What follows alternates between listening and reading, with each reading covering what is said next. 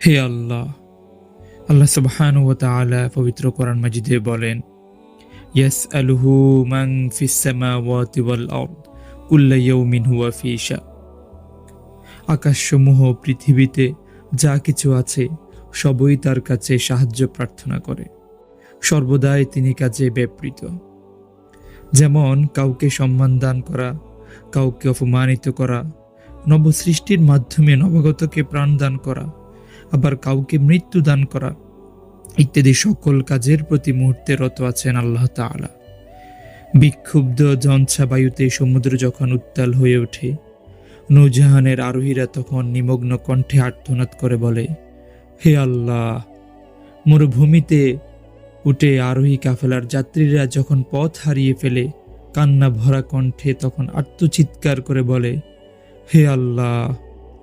কোনো অভাবী যখন দাতার দরজা দিয়ে প্রবেশ করতে চায় আর তার সামনে দাতার দরজা বন্ধ করে দেয়া হয়, অথবা অভাবীদের সামনে বাধার প্রাচীর তুলে দেওয়া হয়, তখন তারা অভিযোগের স্বরে চিৎকার করে বলে, হে আল্লাহ।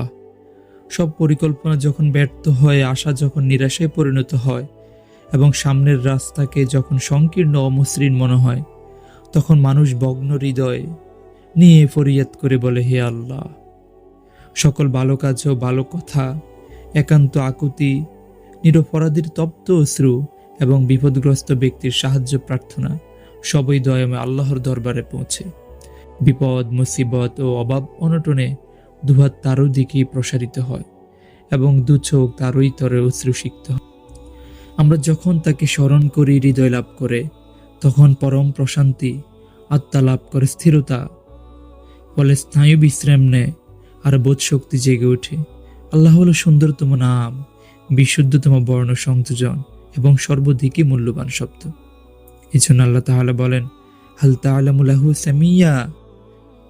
তুমি কি এমন কিছু জানো বা চেনো যা তার অনুরূপ? আল্লাহ সুবহানাহু ওয়া তাআলা আবার বলছেন, লাইসা কামিসলিহি শাইউন ওয়া হুয়াস সামিউল বাসীর। তার মতো কিছু নেই, আর তিনি হলেন সর্বশ্রোতা ও সর্বদ্রষ্টা। যখন পরম সমৃদ্ধি, শক্তিমত্তা, মর্যাদা ও প্রজ্ঞার কথা মনে আসে, তখন আল্লাহর নাম স্মরণ হয়। আল্লাহ সুবহানাহু ওয়া তাআলা আবার বলছেন, লিমানিল মুলকুল ইয়াউম লিল্লাহিল ওয়াহিদিল কাহ্হার। আজ রাজত্ব কার? আল্লাহ নিজেই নিজের প্রশ্নের উত্তর দিবেন, একক আল্লাহর, যিনি মহাপরাক্রমশালী। যখন দয়া, অনুগ্রহ, অনুকম্পা ও স্নেহ মমতার কথা হৃদয় জাগ্রত হয়, তখন আল্লাহর নাম স্মরণ হয়। আল্লাহ সুবহানাহু ওয়া তাআলা বলেন, ওমা বিকুম মিন নি'মাতিন ফামিনাল্লাহ। তোমাদের নিকট যত নিয়ামত রয়েছে সবই আল্লাহর পক্ষ থেকে। প্রকৃতপক্ষে আল্লাহ হলেন মাহাত্ম্য, মর্যাদা ও সমৃদ্ধির আধার।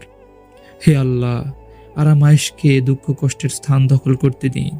হে আল্লাহ, ইমানের শীতলতা দিয়ে হৃদয়ের জ্বালা নিবৃত করে দিন। প্রভু, বিনিদ্র ব্যক্তিকে সুখ নিদ্রা দান করুন এবং অশান্ত আত্মাকে প্রশান্ত করুন।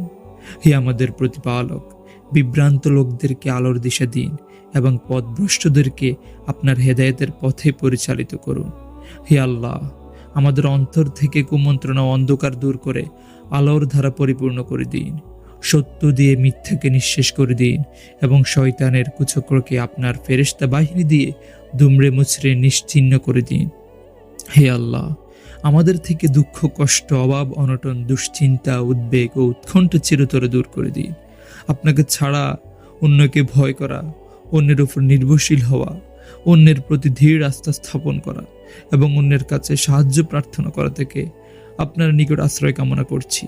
আপনিই তো আমাদের সর্বশ্রেষ্ঠ পৃষ্ঠপোষক এবং সর্বোৎকৃষ্ট সাহায্যকারী ও পালনকর্তা।